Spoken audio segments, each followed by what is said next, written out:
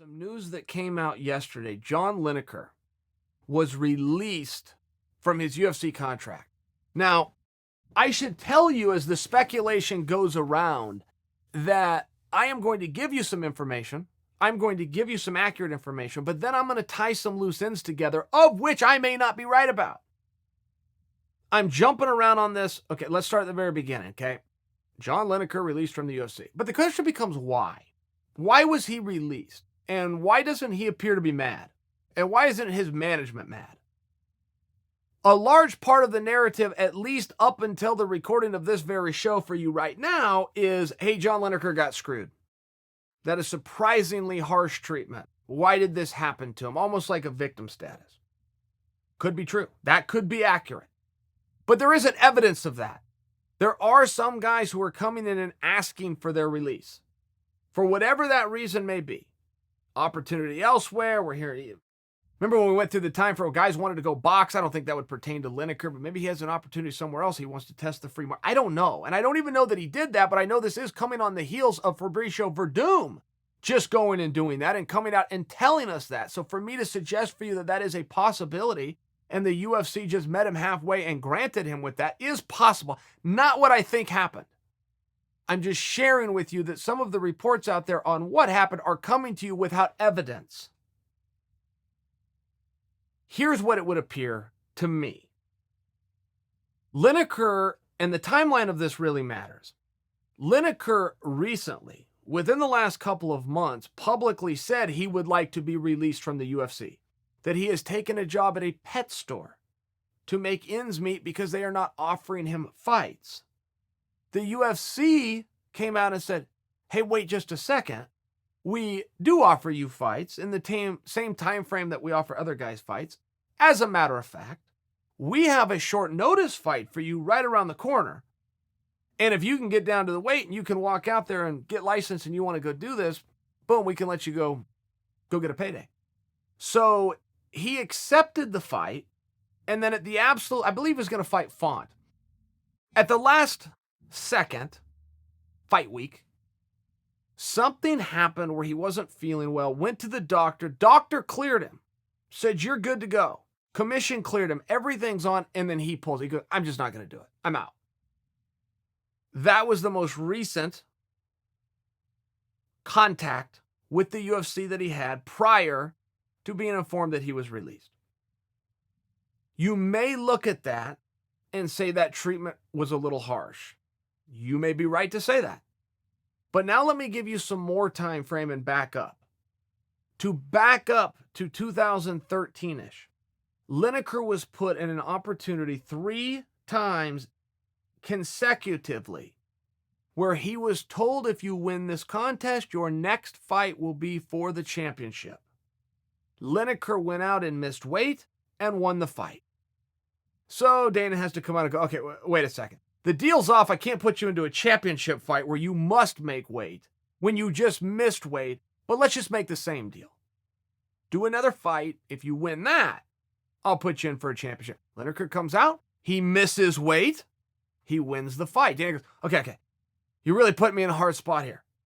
But let's make the same deal one more time. Win this next fight. That'll be your number 1 contender's bout. That'll be your semifinal match. We'll put you in for a championship. Lineker misses weight, wins the fight. Now, relevance to this story is in that time frame there was a policy, particularly with Joe Silva, that if you missed weight and you lost, you're out. It was never written down. It was never told to anybody, but if you followed what had happened to guys, it was a cardinal sin, 2 strikes in the same weekend, you are out. Fine example of that would be Rumble Johnson. Okay, Lineker wasn't some huge commodity. Nobody in the history of the time of being an MMA fan has ever said, I'm going to buy a pay-per-view tonight because John Lineker's on it. That just hasn't happened. Rumble Johnson, people have done that for. Oh yeah, I got to stop what I'm doing. Got to sit on the couch. Rumble's fighting tonight. Rumble missed weight against Vitor, lost the fight. Boom. He's on the regional circuit. So it was a very hard and fast rule. And the only reason I bring it up is if you are looking right now and coming to the conclusion that this was a harsh treatment for Lineker, of which you could be right, but you go back and look at the whole timeline, you will also have to come to the conclusion that Boy, he was shown some real preferential treatment at one point. He was put in semifinal to semifinal, missed weight for all three of them, kept his place on the roster, and that was in 2013, stayed consistent all the way up to now.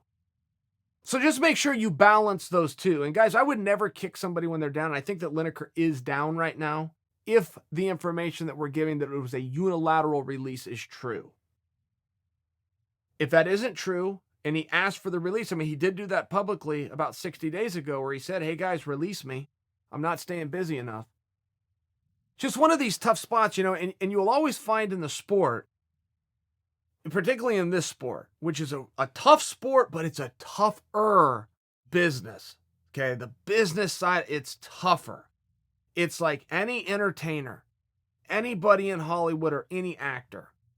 They're not going to get very far in the business by talking about the time that they had a principal role in a movie that was made 5 years ago. Their entire job within the great role, Academy Award, Emmy Award, whatever it is, Golden Globe, what the hell awards do they give for? You guys got my point. You're not going to get anywhere. Your entire job within the business of being an entertainer is to get the next job. That's it. What happened yesterday does not matter. Does performance-wise, doesn't business-wise. So your job is just to make sure that you get another job, that you get another role, that you get the next town, the next weigh-in, the next walk. That's the business side. Hard to do. And you'll see some people that will always come out and go, that guy's treated differently. That athlete's treated differently. That's not fair. You'll hear that a lot. Make sure you understand, yes, there is two different standards. You will have what I call the mutants. You will have a mutant that does not fit into the fold. Somebody like John Jones, who has an undeniable skill set.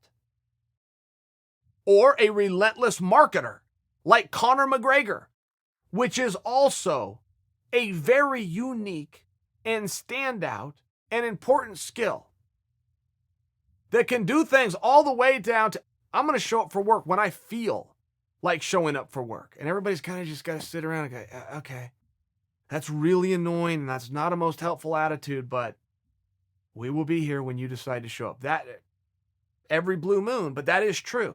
And then you have everybody else. And as I put Lineker into that category, sounds very condescending by me, but it's not meant to be, as much as it's a bit of a sensitive topic and we're just going to tackle this thing head on. Most athletes would fall into the Lineker category, which is you are interchangeable with many other people who have very alike skills. Just like in the NBA where there's 350 guys in the league. There's only a few stars. The rest of the guys don't have much better skills than a lot of the other guys coming out of the NCAA. That is 100% true. How do they keep their spots? They don't do anything stupid when the ball comes to them. That is how they keep their spots. That could be a literal for being on the court. You get the ball and you get it to LeBron. You're playing defense. You don't foul the other guy and send him to the line, and you get your ass back to the bench. You're nice to travel with. You're pleasant in the locker room. And you go on about your day. That is one way to not do anything stupid with the ball. In Lineker's situation, to make a bad decision when you are past the ball would be to pull out of a fight. It would be to not make weight for the fight. Now you're doing things that are stupid with the ball. And that's hard when other guys have interchangeable skills. When you aren't one of the rare mutants who is standing out. It's just a hard spot. This isn't about Lineker. We're using Lineker, but to prove a bigger point and make a bigger lesson here. When you have one commodity to the business, which is your performance, and then you don't have an open mind and even an excitement about going out and performing, you are now interchangeable. And that's just a cold reality. It's a very cold reality. And when you are a decision maker in the business, it can be very frustrating. When you show up for work 7 days a week, risk it, grind it out, long days. And then the people that you do that for to create an environment don't want to show up when you're only asking them to show up 3 times a year. That can just be a frustration. where that car is going to hit and you're going to go, then I got to find somebody else. There needs to be an excitement, which there always is within this space, but over time it turns into a job. The very first day somebody gets that phone call, they sign that call, oh my gosh, they're excited. They're going to social media, they're calling mom and dad up. It's a celebration, it's a great thing, and then over time it feels like, man, I have to do this. I don't know if I want to do this. And that can be really tough on everybody else that's involved. There needs to be that genuine excitement. You are not drafted to have to do this. It is a volunteer army. You either want to do it or you do not. And it can be a very off-putting attitude if you are one of the people that does not want to do it. When at the other end of business is the up-and-comers who are doing anything at any time, screaming from the rooftops, fighting at the dog parks, sleeping on a friend's sofa, bumming gas money to get to the gym because they would like that opportunity. At some point, you got to make that tough decision to open up a spot and bring one of those guys in, and then hope that guy can keep the excitement, can keep the want and the drive and the fire. It's a very tough spot, but there's a real lesson here, okay? I will tell you, two guys who have stood out over the last very small period of time, 18 months, 15 months, Anthony Smith and Ben Askren. They have been given a lot of opportunities, a lot. The one thing that those guys do is when the phone rings, they say yes. And they're excited about the phone ringing. They still have a passion. They still enjoy the grind and the competition and the hustle and the attention. They enjoy the business. And it is very significant. It's a very significant lesson to make sure that you're observing this. You know, I have to pay a compliment to a nemesis. John Jones is a nemesis of mine. But I do have to pay him a compliment. There is something very refreshing about the return of John Jones. And he said this before he fought Alexander Gustafsson. He said, I'm going to fight Gus. I want to fight 4 more times this year. Anybody they want to give me.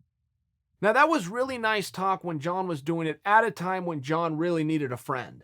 When John really needed somebody to go out and go, okay, you're saying all the right stuff. Let's give you a chance. But it didn't go away. John was a man of his word. John told the fans, he told his supporters, his coaches, the promotion, I want to stay busy. You pick the opponent. Bring them on. Anybody. I'd like it to be at 205 pounds. Anybody. He's now doing that. But there is something helpful about it. And he is now on fight week. And it is a star-studded and loaded weekend. And he will walk out last. He is being rewarded for that. But he still has the excitement and he's still got the passion. And that's something very important that you understand that you keep, including if it is an act. Including if the business and the miles and the hits and the kicks start to wear on you. Maybe you got to fake it until you make it. Maybe you got to be an actor that's got to consume and take on a role and pretend to be somebody he's not. But either way, that element has to be there. Or you just can't do business.